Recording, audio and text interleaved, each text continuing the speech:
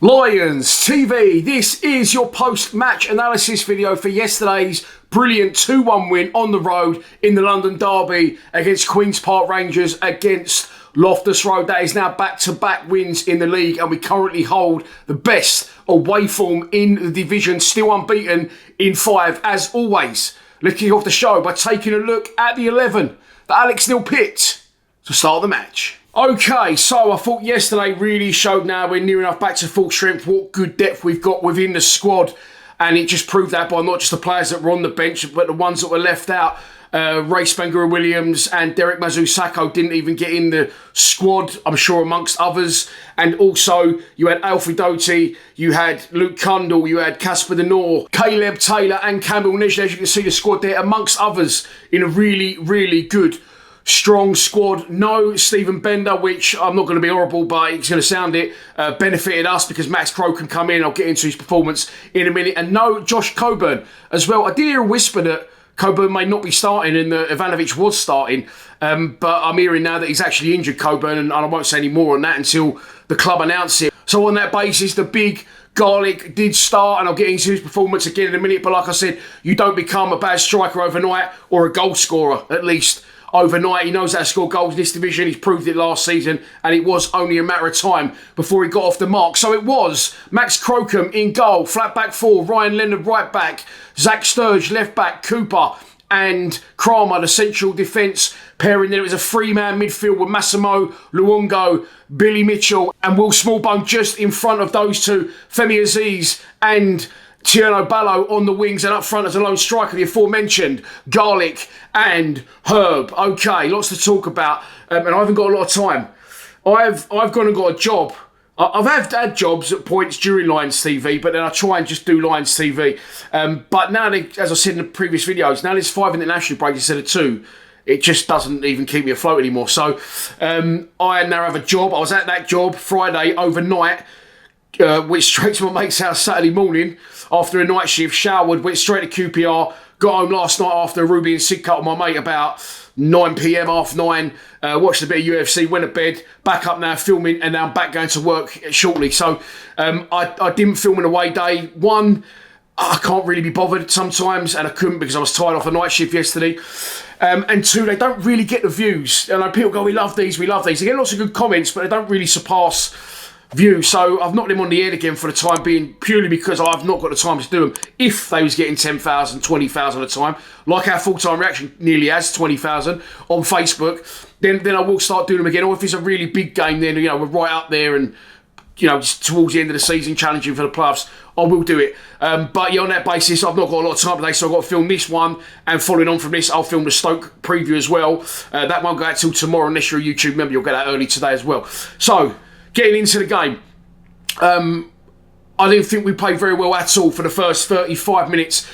They started on top, they had a good early chance. Crocombe gets down, makes a really good save early on. We always start slow, don't we? Seem to anyway, a lot of the time, away at QPR in particular. And they was on the front foot, QPR, they was knocking it about nice, a lot of good side, with a lot of ideas and a lot of intent to drive forward and cause us problems. And when it took us a long time to find our feet, but that save from Crocombe early was really good. He managed the game well a lot late on towards the end of the game where he went down. Not sure he was even hurt then, but game management, and he's just a fucking absolute unit. He's a big presence in that goal, and I just feel a lot more assured of him in. And hopefully now, unfortunately for Bender, that injury is going to allow Crocombe to have the run on the side that and I'm sure a lot of you feel that he does deserve. We did have one opportunity going forward before we scored the goal, and before they had a big period of pressure on top of us, and that was Massimo Luongo turned them over really well, high up the pitch, squared it to Smallbone. We've seen Smallbone have pops at goal away at Swansea, one on his left foot, one on his right. He dragged the one on his right, the left one went well wide, and I did say I like what he's doing. He's always, for me, Smallbone, looking to get beyond. He's always looking to knock a little 1-2 and then get further up the pitch. And I also feel that he's got a little bit of presence and authority and experience, sort of more like George Saville had in that midfield, a bit further up the pitch. I like that. I keep saying we're lacking a bit of leadership further up the pitch, and I feel that He's just got an aura about him, and he's bringing that to the team. But on this occasion now, with more game time and more training time under his belt, he unleashes an absolutely, I was going to say unstoppable shot, but the goalkeeper stops it, didn't he? Brilliant strike from Smallbone, outstanding save from their keeper, gets absolute fingertips on it, sends it over the bar, and then we think, okay, are we going to get into the game now? That Tierno Ballo grafted really hard in the early stages, as did they all, but his product was a little bit better than Aziz in the early stages. Femi couldn't really get on the ball when he could. He lost it, but we know he made up for it later on in the game and got on the ball and does what he does best. Another goal and another assist following up from his goal and assist against West Brom last time out of Den. So they then have quite a sustained period of pressure, QPR. Again, coming forward, lots of possessions. We're letting them have balls in wide areas. And I'm one of the first to say to Zach Sturridge, fucking get tighter to him. But I'm going to defend the players here. I think that Alex Neil wants them to be compact. I think Alex Neil's saying, look, let them have the balls in the wide areas because we can deal with their deliveries. We're good in the air if they come into the box. / their deliveries may not be great when they come into the box. And I think that was proven because, yes, they had lots of possession. Yes, they had lots of space in the wide areas and they was allowed to deliver these balls. But they didn't really threaten Crocombe, did they? Other than that early shot, they had one that sort of hit the bar, but it wasn't like a fucking hell moment. It sort of skimmed the bar. Crocombe had actually knew he had it covered and let it go. Maybe I'll just call that one good judgment and not maybe he should have been a bit more worried about it. But he seemed to know where it was going. It clipped the top of the bar. And even though, like I said, they was on top, not really a great deal from them in terms of final product. And then we get the breakthrough. Billy Mitchell, who I stick up for and praise all the time, along with the rest of them, and been very good for the opening 30 minutes. Bill give the ball away plenty. He conceded a couple of free kicks with his tenacity and his maybe over-ambition at times. But then he gets on the ball and it's squared to him in his own half. He's about 10, 15 yards. It's got to be a 70-yard pass. He puts one exactly as he did for Aziz against West Brom. Long ball over the top. It's an absolutely phenomenal ball. Some people call him Billy De Bruyne on social media. One journo, I can't remember who it was, I saw it pop up on Twitter and I went, what the fuck? It wasn't News at Den. It might be someone that worked for News at Den.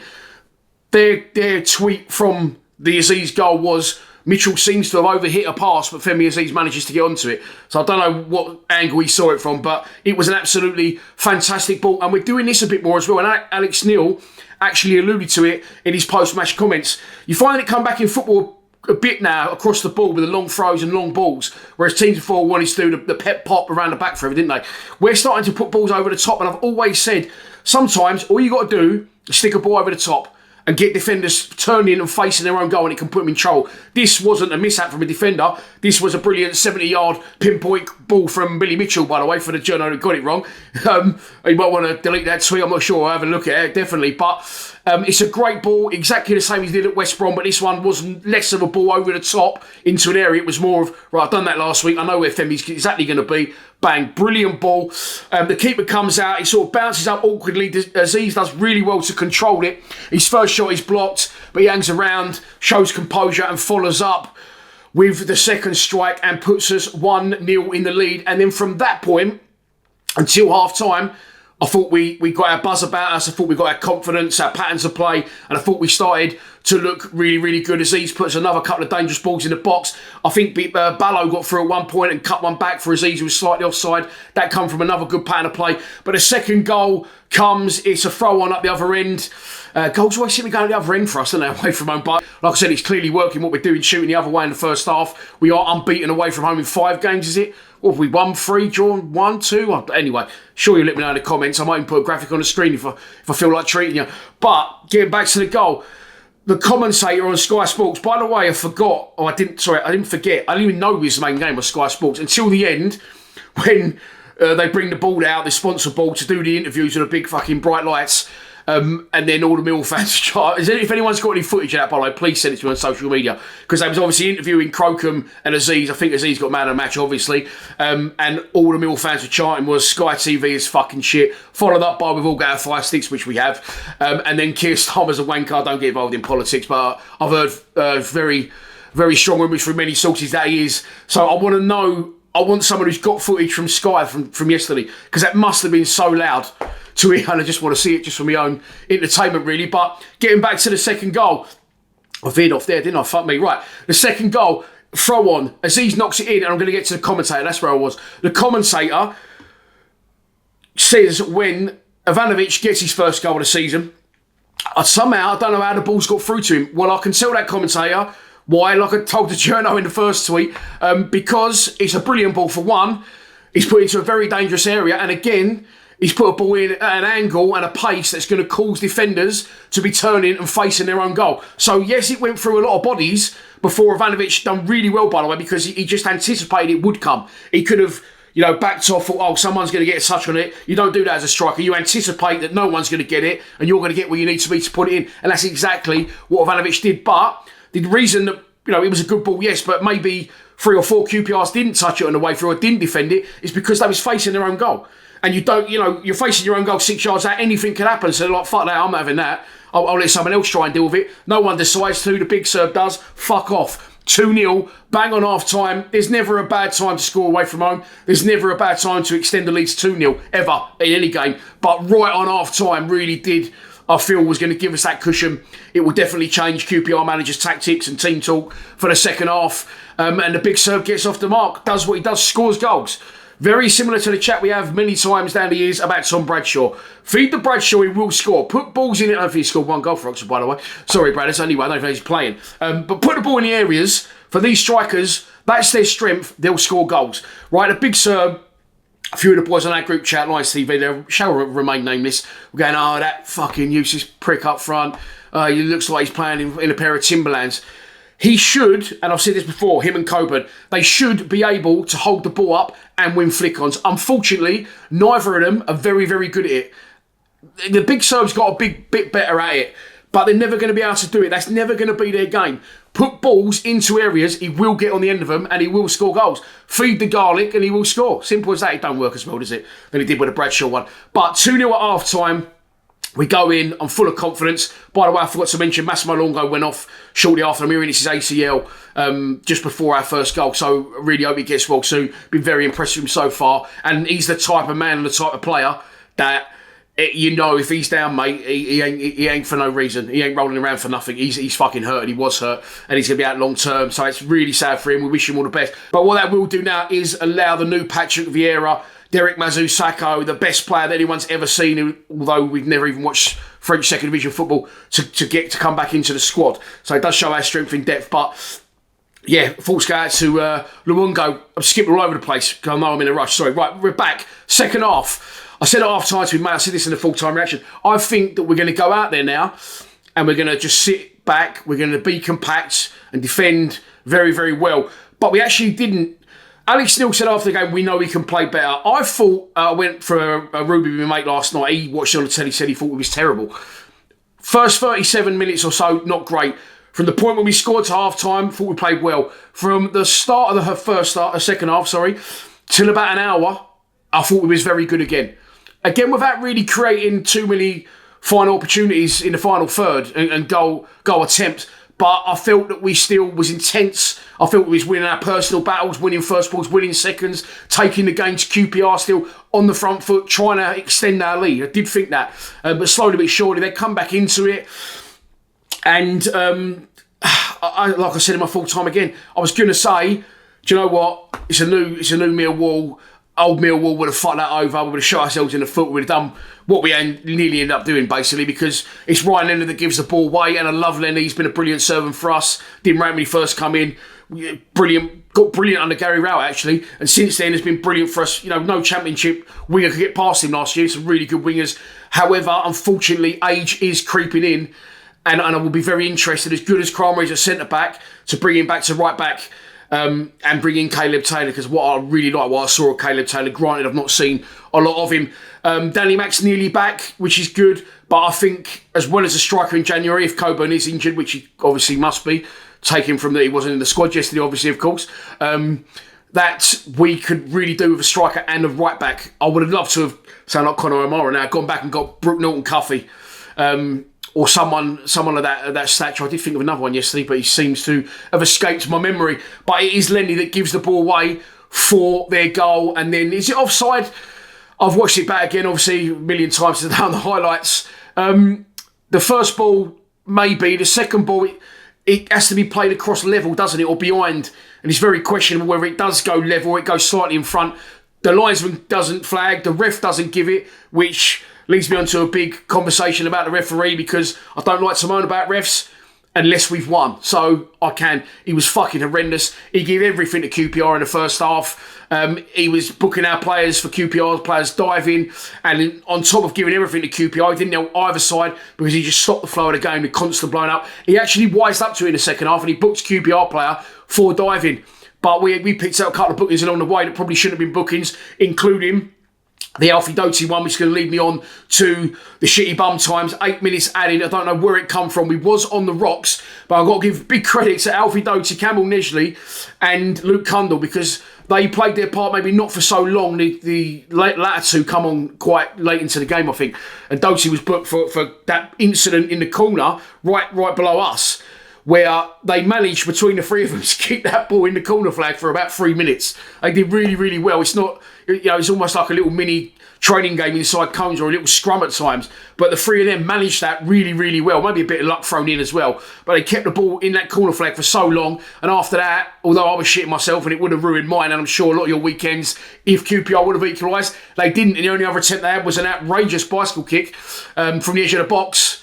And it's ended up in the upper tier of the loft. So, brilliant. 3 points. I would have preferred a clean sheet, because then we could have said 2 games, 2 wins, 5 goals. And he said 8. 5 goals and 2 clean sheets. But we was breached, but we held on.